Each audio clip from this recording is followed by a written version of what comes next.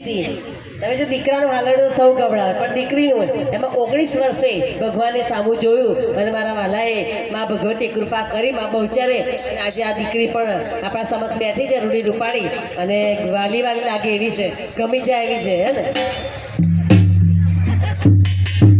ને એના હાલરડાની અંદર મોટા પપ્પા મોટી મમ્મી એના મમ્મી પપ્પા મોટા ભાઈ ભાભી બધા મામા માસી કાકા કાકી અત્યાર સુધી તમે હિંચકો નાખ્યો હશે ભાઈ ભગવાનની આગળ છે ને એક ભગવાનનું સ્વરૂપ લક્ષ્મીનું સ્વરૂપ એવી વિધિનું આપણે હલડું ગાઈશું. જય હો.